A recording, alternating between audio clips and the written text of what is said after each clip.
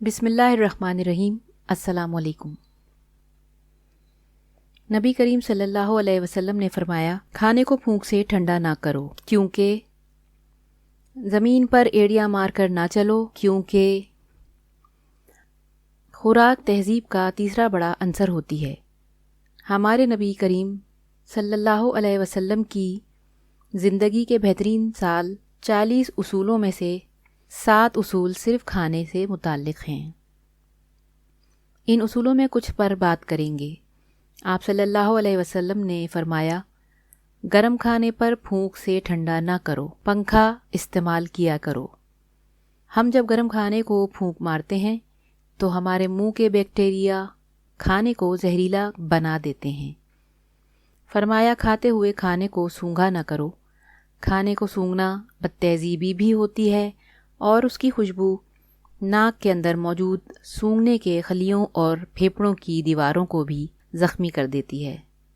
हमें छींक भी आ सकती है और ये सारे खाने को बर्बाद कर सकती है। अपने खाने पर उदास ना हुआ करो। हम अमूमन खाने की मिकदार, क्वालिटी पर उदास हो जाते हैं।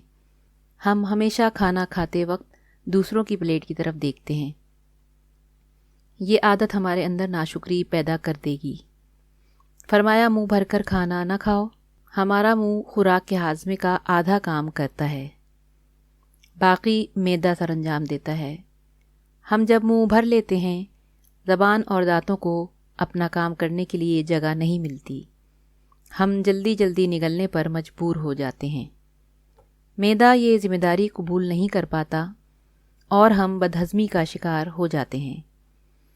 हमारे प्यारे हबीब सल्लल्लाहु अलैहि वसल्लम हमेशा छोटा लुक़मा लेते थे। आधा मैदा भरने के बाद हाथ खींच लेते थे। आप सल्लल्लाहु अलैहि वसल्लम पूरी ज़िंदगी सेहतमंद रहे। आप सल्लल्लाहु अलैहि वसल्लम के सहाबा कराम ने भी ये आदत अपना ली। चुनाचे मदीने के तबीब बेरोज़गार हो गए और खजूरों की तिजारत करने लगे। फरमाया, अंधेरे में मत खाओ। अंधेरे में खाना खाने से खाने में कीड़े मकोड़े मिलने का ख़दशा होता है। दूसरा, रोशनी का खाने के साथ गहरा ताल्लुक़ होता है। हमें रोशनी में खाया हुआ खाना ज़्यादा एनर्जी देता है। आप सल्लल्लाहु अलैहि वसल्लम ने फरमाया, चलते हुए बार बार पीछे मुड़कर ना देखो। बार बार पीछे मुड़कर देखना एक नफ्सियाती बीमारी है। ये बीमारी खौफज़दा, डरे और सहमे लोगों में कॉमन है। हम जब चलते हुए पीछे मुड़कर देखते हैं तो हम इस बीमारी का शिकार होते चले जाते हैं। पीछे मुड़कर देखने से हमारी तवज्जो भी बढ़ जाती है, जिससे एक्सीडेंट का ख़तरा पैदा हो जाता है। हमारी रफ्तार भी आधी रह जाती है।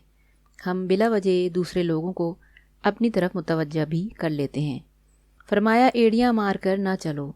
चलने के दौरान एड़ियाँ मारना तकब्बुर की निशानी है और तकब्बुर मुसलमानों को ज़ेब नहीं देता। हमारे पाँव का हमारे दिमाग के साथ गहरा ताल्लुक़ होता है। एड़ियाँ मारने से हमारे दिमाग की चूलें हिल जाती हैं और दिमाग कमज़ोर हो जाते हैं।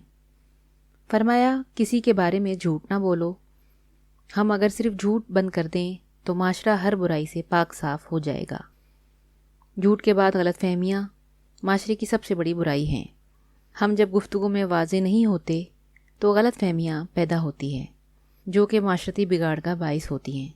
जब भी बोलें, बुलंद, वाज़े और साफ बोलें। आप सल्लल्लाहु अलैहि वसल्लम ने फरमाया, अकेले सफ़र न किया करो।